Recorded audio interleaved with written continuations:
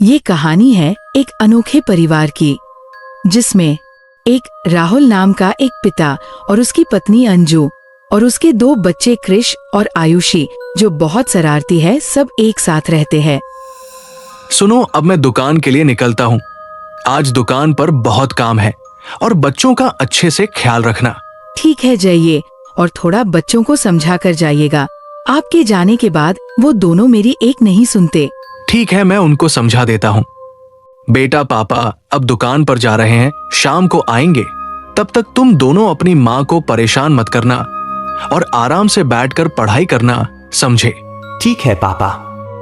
इतना कहकर राहुल अपने दुकान के लिए निकल पड़ा। उस दिन मौसम बहुत अच्छा था।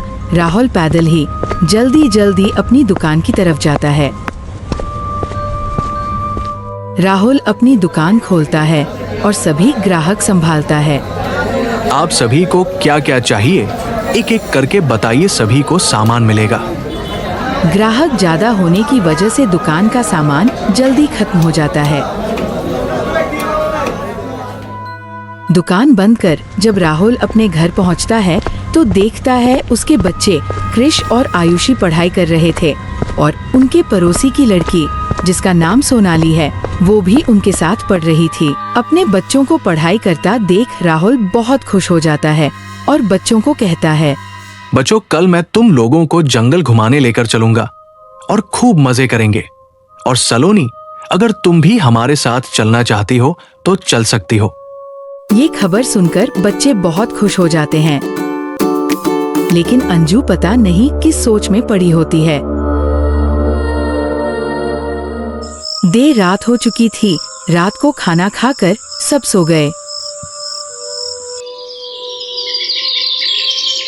अगली सुबह सभी जंगल घूमने जाने के लिए तैयार खड़े थे।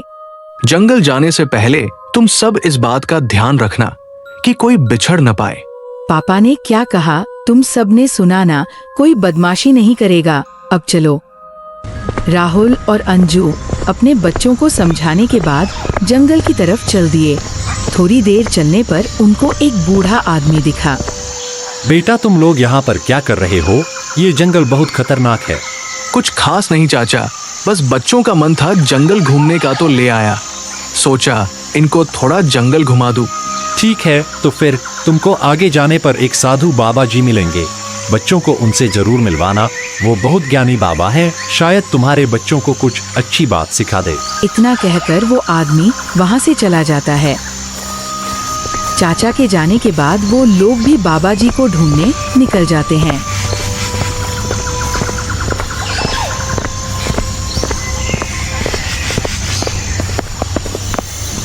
बहुत देर ढूंढने के बाद आखिर वो बाबा जी उनको मिल जाते हैं, जिन बाबा के बारे में चाचा जी ने बताया था।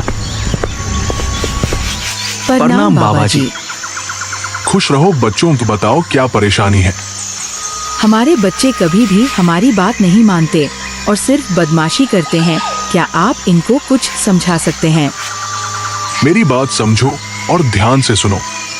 बच्चा अगर रास्ता भटक रहा है तो उसे डांट नहीं, दिशा चाहिए।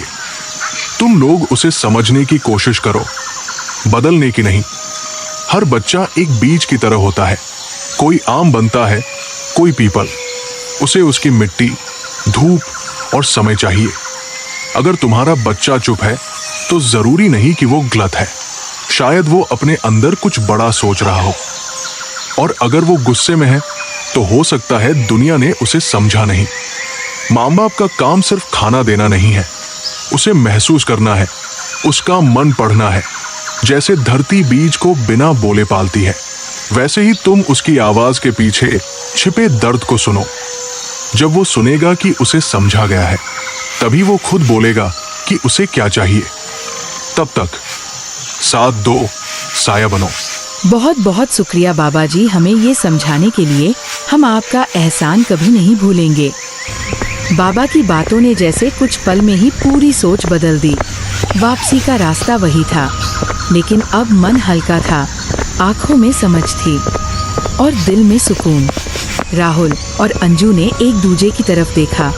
पहली बार उन्होंने अपने बच्चे को बदलने नहीं, समझने की सोची। बच्चा चुप था, लेकिन अब वो चुप्पी बोझ नहीं थी। वो एक भरोसा था कि अब उसे सुना जाएगा।